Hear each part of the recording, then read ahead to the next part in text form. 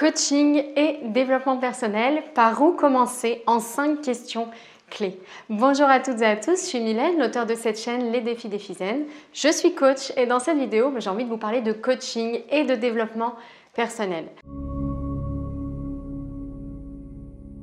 Je sais que lorsqu'on s'intéresse à ce cheminement personnel, on a envie d'aller mieux et en fait on est confronté à beaucoup de problématiques qui sont parfois très variées.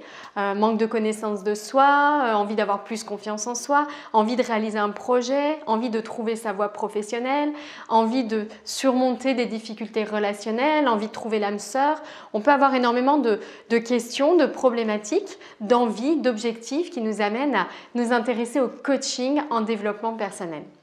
Et dans cette vidéo, je voudrais vous partager un processus universel de résolution, on pourrait dire, de ces problématiques. C'est un processus que j'ai conçu et qui est au cœur de la méthode de coaching que j'ai créée, le coaching de l'alignement au projet. Si vous êtes intéressé, je vous mettrai un petit lien dans le descriptif pour que vous compreniez un petit peu de quoi il retourne, en quoi cette méthode de coaching est nouvelle. Et le processus que je veux vous présenter dans cette vidéo, c'est un processus qui s'adapte à tous les problèmes, à tous les objectifs. Ça s'appelle EOROE. C'est un processus en 5 lettres, E-O-R-O-E. Alors c'est un processus que je vais vous décrypter, vous décortiquer et en fait à chaque lettre est associée une question clé à vous poser dès lors que vous avez une problématique dont vous avez du mal à sortir naturellement. Bon, en réalité, des problématiques on en a tous les jours, on résout énormément de problèmes, on arrive facilement à trouver plein de solutions. Parfois il y a des problèmes qui demandent un peu plus de temps, plus d'énergie et puis on peut se retrouver vraiment avec l'impression de tourner en rond, de ne pas réussir à surmonter les choses, ou bien on change un petit peu l'habitude, mais au bout de quelques jours, le problème revient, ou sous une autre forme, ou exactement sous la même forme. Voilà, donc c'est quand vous avez l'impression de tourner un petit peu en rond dans votre processus de changement que ces notions-là que je vais vous partager vont vous être utiles. Alors quand vous entamez cette démarche de coaching en développement personnel, vous pouvez vous poser ces 5 questions. La première question, le E, c'est quel est l'état présent, le E de état présent.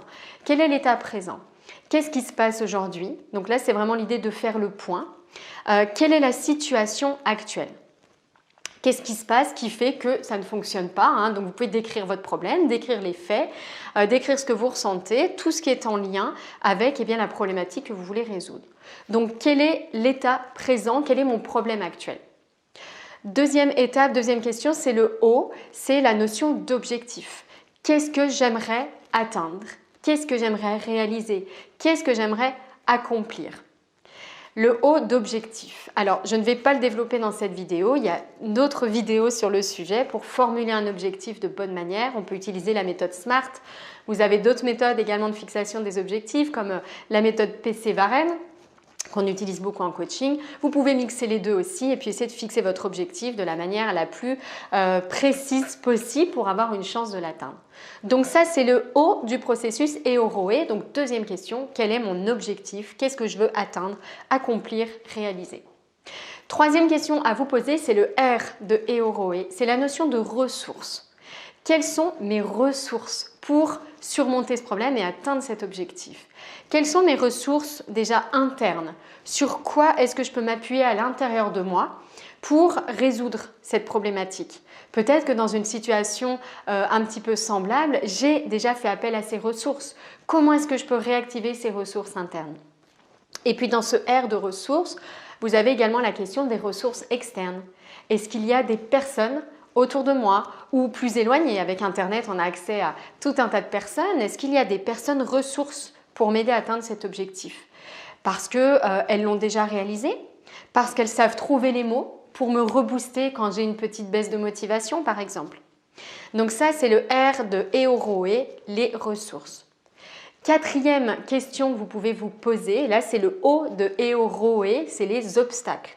Avant de vouloir atteindre un objectif, réaliser un projet, et ça c'est vraiment une question qu'on se pose très rarement. Avec mes clients, je travaille beaucoup sur ces notions. C'est vraiment l'idée d'anticiper les obstacles.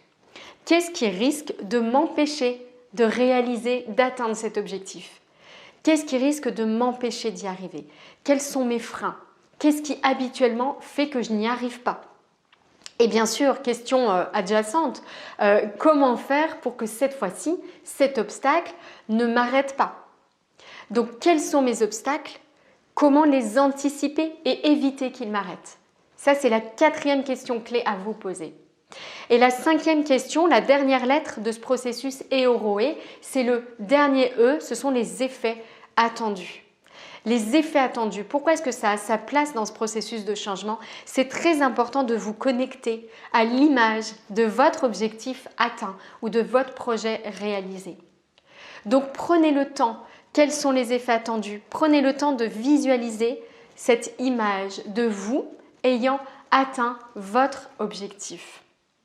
Je vous invite vraiment à vous poser ces 5 questions clés et ça marche pour tous les objectifs et tous les problèmes que vous rencontrez. C'est le processus EOROE en 5 étapes, une lettre, une question clé à vous poser. J'espère que c'est clair pour vous, les informations que je vous partage. N'hésitez pas à me le dire en commentaire, à vous abonner aussi à cette chaîne YouTube et à activer la cloche pour recevoir mes prochaines vidéos en avant-première. Si ce processus